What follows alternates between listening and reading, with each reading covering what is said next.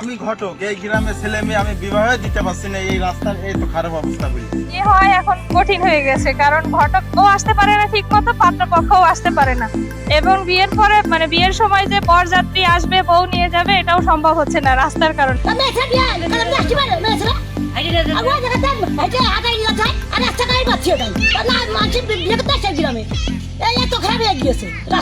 এই শুধুমাত্র কাদার কারণে আমি আমার শ্বশুর বাড়ি আসি না 3 মাস। তো এর আগের দিনকে এসে আমি কাদার ভিতরে পড়ে গিয়েছি, এখন নতুন জামাই আমি। এখন যদি কাদার ভিতরে যদি আমি যে পড়ে যাই, আমার মান সম্মান থাকে?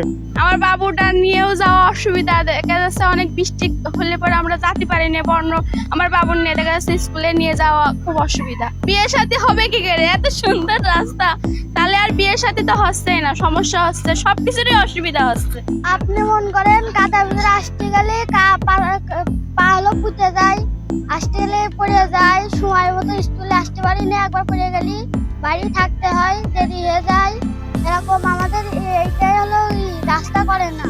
আমাদের রাস্তায় আসতে আমরা পড়ে যাই আবার ঘুরে যেতে হয়, যাতে যে আবার কাদা মাথা লেগে যায়, পায়ে স্যান্ডেল খুলে আসতে হয়। আমাদের গ্রামে 2008 সাল থেকে এই পর্যন্ত কোনো রাস্তাঘাট ঠিক করা হয়নি।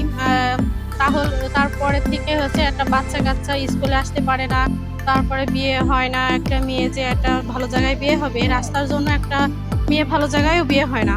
একটা ঘটক বা হচ্ছে একটা হচ্ছে পুরুষ মানুষ যে আসবে, যে একটা মেয়ে ছেলে বিয়ে হবে, মানে ছেলে যে উন্নত জায়গায় হচ্ছে যে মেয়ে দেখতে যাবে, সে জায়গাও যেতে পারে না। স্কুলে এত রাস্তা খারাপ, স্যান্ডেল হাতে করে আমাদের বাচ্চাদের নিয়ে আসতে হয়, তারপরে হচ্ছে বাচ্চাদের নিয়ে যে হচ্ছে স্কুলে ধোয়ায়, স্কুলে পড়াতে হয়, আবার যাওয়ার সময় এভাবে নিতে হয়, তারপরে হচ্ছে বাচ্চারা হচ্ছে অনেক কষ্ট পায়। সব মশার বিরুদ্ধে সুরক্ষা দিতে এলো বসুন্ধরা এক্সট্রিম অ্যারোসল, মশার বিরুদ্ধে এক্সট্রিম সুরক্ষা। গ্রামের এই রাস্তার এই অবস্থা দেখে আমাদের সাথে এই গ্রামের ছেলে মেয়ে মানে বিয়ের বিষয়ে কেউ রাজি হয় না এই গ্রামে আত্মীয়তা করার জন্য। এবং স্কুলে যাওয়া যে কত সমস্যা, মাঝে তো স্কুলই বন্ধ হয়েছিল কয়েকদিন এই বৃষ্টির কারণে, চলাচলের যাতায়াতের অবস্থা এত খারাপ। আমাদের ইউনিয়নের চেয়ারম্যান এবং মেম্বার তাদেরকে আমাদের দৃষ্টি আকর্ষণ করছি যাতে আমাদের কাজটা খুব দ্রুত করে দেয়। আমাদের সরকারের কাছে আবেদন যে আমাদের এই রাস্তাটা তাড়াতাড়ি করে দিতে, যেভাবে হোক, আমাদের অনেক কষ্ট হয়, বিয়ের কাজ আসেই না এই রাস্তার কথা।